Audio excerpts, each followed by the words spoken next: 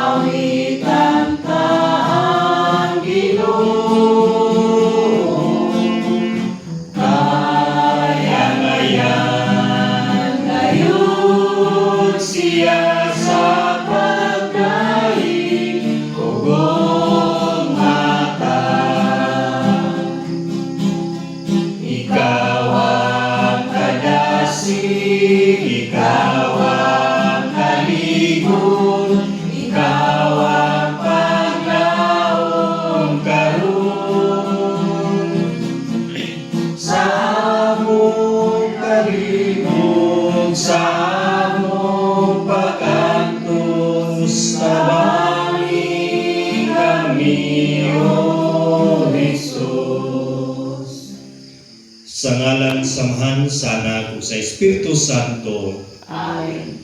Mga kaigsunan, sa ngalan ni Kristo, may buntag ka natong tanan. May buntag sa. Siya nauban ka nato karon tungod kay siya mismo mingon, haing gani ang duha o tulo nga magkatigom sa kungalan, ana ako sa ilang taliwala.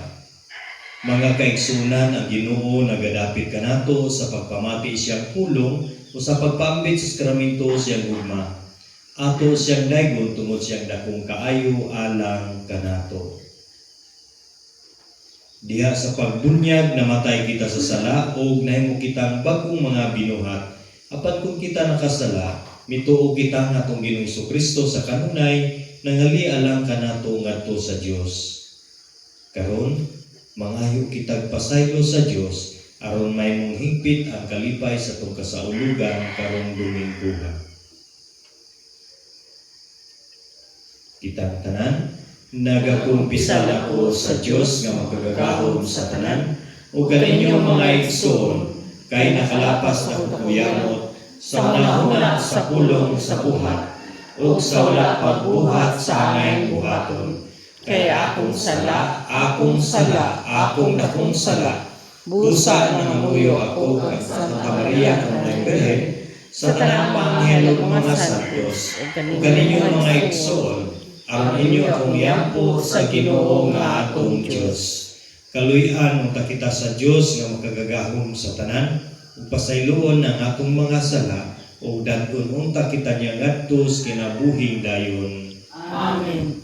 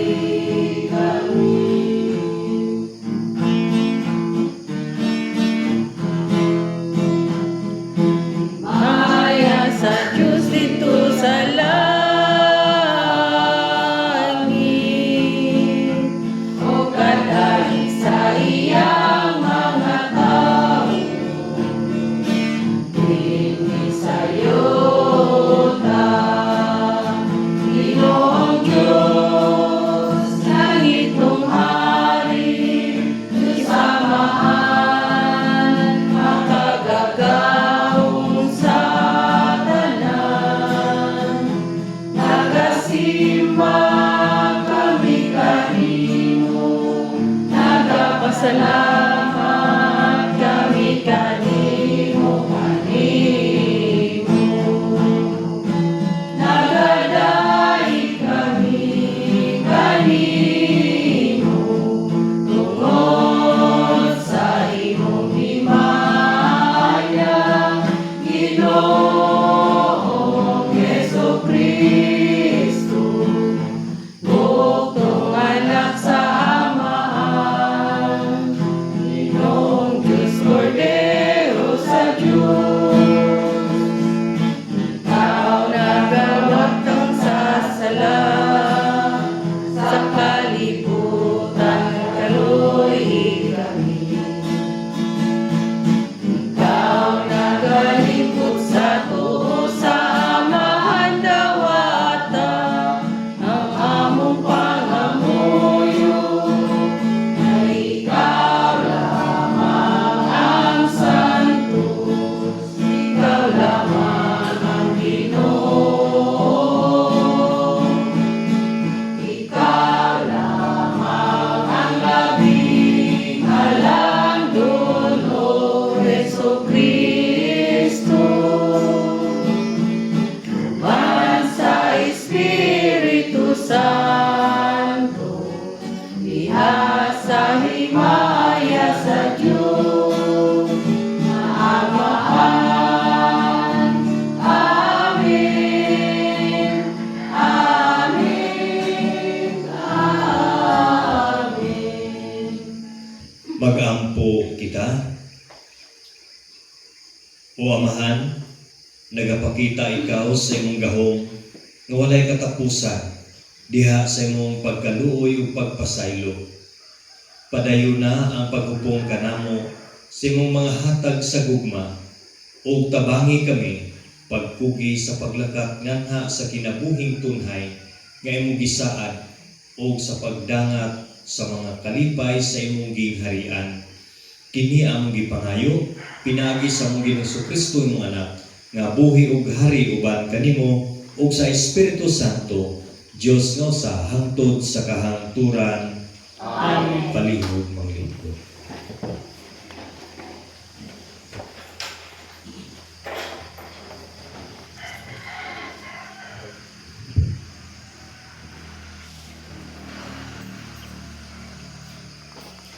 Kinutlo gikan sa basahon ni Propeta Amos.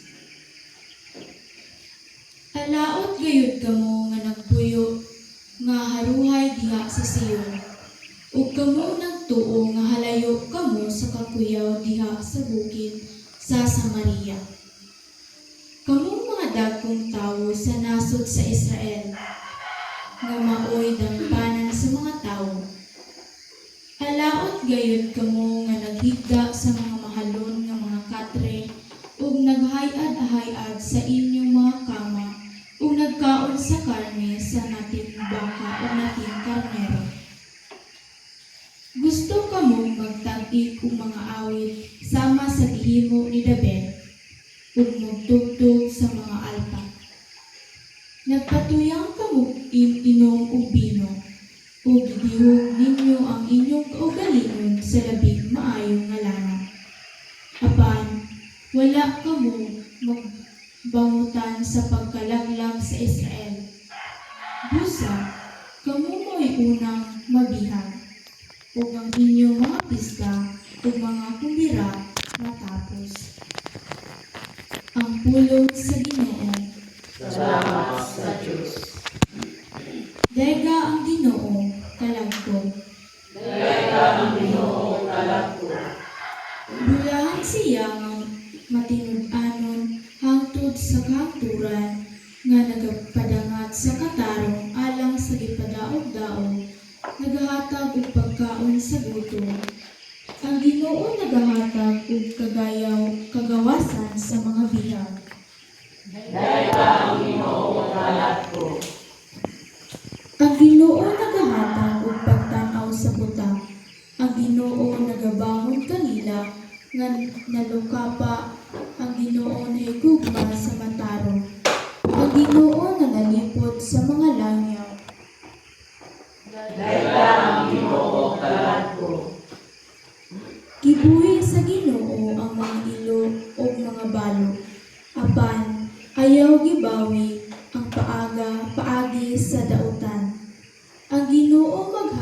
hangtod sa kahangturan.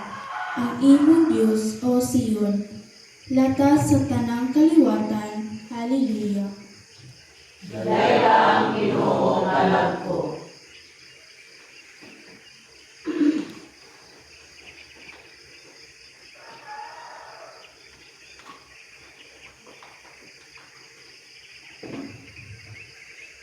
Kinutlo gikan sa unang sulat ni San Pablo ngadto kang Timoteo. Apan, kay ikaw iya man sa Dios, di kay kining tanan. Paningkamuti nga mahimo kang matarong Dios nun, may pagtuo, may paghigugma, mainantuson ug maaghog. Paningkamuti kutob sa imong mahimo nga makadaog ka sa bugno sa pagtuo ug makadawat sa ganti nga mao ang kinabuhing walay katapusan. Kay ikaw, gitawag ka man sa Dios alang sa maong kinabuhi sa pagsugit mo sa imong pagtuo at ubangan sa daghang mga saksi. Atubangan sa Dios nga mao'y naghatag og kinabuhi sa tanan, ug atubangan ni Kristo Jesus nga misaksi sa kamatuoran. Atubangan ni Poncio Pilato, gisugo ko ikaw pagtuman sa tanan nga gipabuhat kanimo, ug matngoni nga dili kini kabulingan ug dili masaway hangtod sa pagbalik sa atong Ginoong Hesukristo. Ang iyang pagpadayag himuon sa Dios sa husto panahon. Ang Dios nga dalaygon ug bugtong magbubuhat. Ang hari sa mga hari ug ang Ginoo sa mga Ginoo. Siya lamang ang walay kamatayon ug nagpuyo sa kahayag nga dili maduol. Wala pa gayoy nakakita kaniya, ug wala gayoy makakita kaniya. Ipahinungod kaniya ang dungog, ug walay katapusang gahom. Amen. Ang pulong sa Ginoo. Salamat sa Diyos.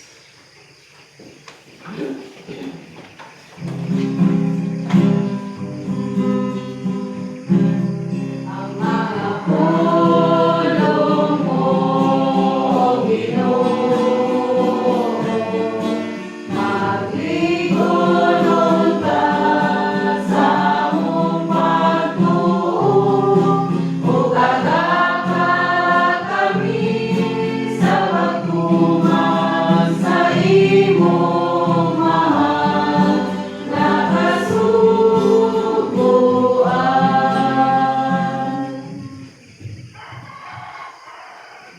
Kinutlo gikan sa malang Ebanghelyo sumala ni San Lucas.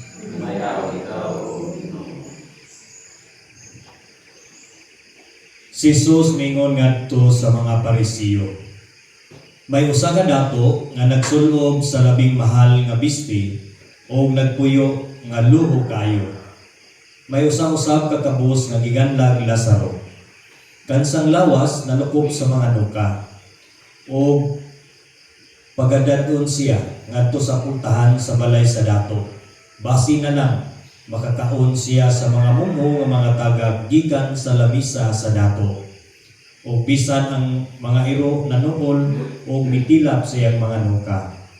Unya, namatay si Lazaro o gidala sa mga anghel ngadto sa kiliran ni Abraham didto sa kumbira sa langit.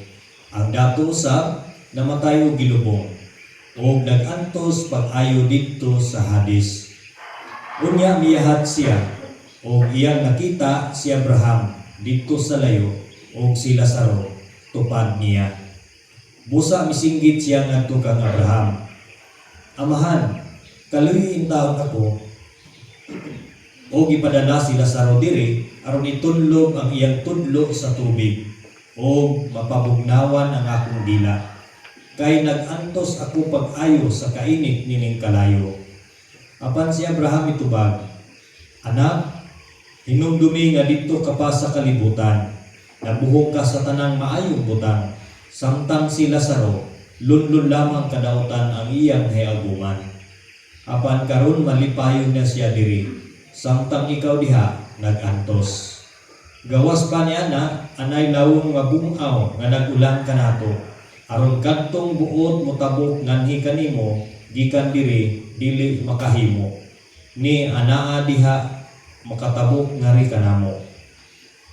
Ang dato mitubag, kun mao ka na amahan, hangyoon ko ikaw nga imo untang ipadala si Lazaro ngadto sa amo.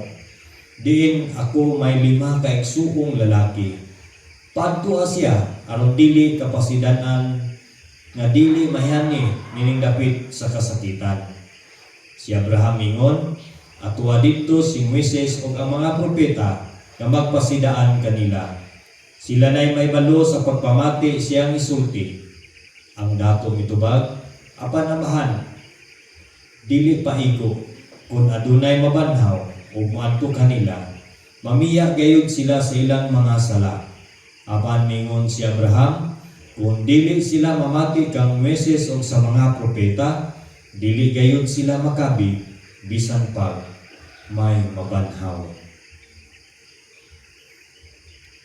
Ang Ebanghelyo sa Ginoo. Dayon ikaw, O Kristo. Palihog ng likod. Pag-usa, mayong buntag ka natong tanan. Karong Domingo ha, ikakawag unong nga Domingo sulod sa tuig nga ordinaryo. Ang atong Ebanghelyo karon naglarawan sa kapalaran ni Lazaro o sa usa ka adunahan. Si Lazaro, usa ka tawo nga kabus nga napuno sa nuka nga naglubog dito sa ganghaan sa usa ka adunahan. Ang adunahan bisag usa wala gayud niya tawga si Lazaro sa iyang ngalan. Nagpaabot lang in taon ang kabus nga adunay matagap nga mga mumho gikan sa kananan sa adunahan. Apan miabot ang panahon nga namatay silang duha. Si Lazaro gidala sa mga anghel ngadto sa sabakan ni Abraham. Samtang ang adunahan ngadto sa Hades ug nag-antos pag-ayo sa kalisod sa iyang kahimtang. Ang sambingay ni Jesus nagpunting sa usa ka punto nga mao ang pagbaliwala sa mga taong kabus sama sa gibuhat sa adunahan kang Lazaro na iyang gipasagdan sa iyang gangaan. Wala man lamang niya pasudla, pakana o atimana si Lazaro. Nga klaro man kaayo nga nagkinahanglan kini og tabang.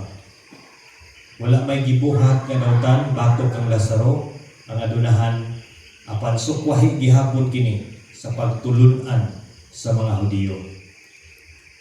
Sa atong katalingban karon, usahay nakakanato ang kinaiya nining adunahan.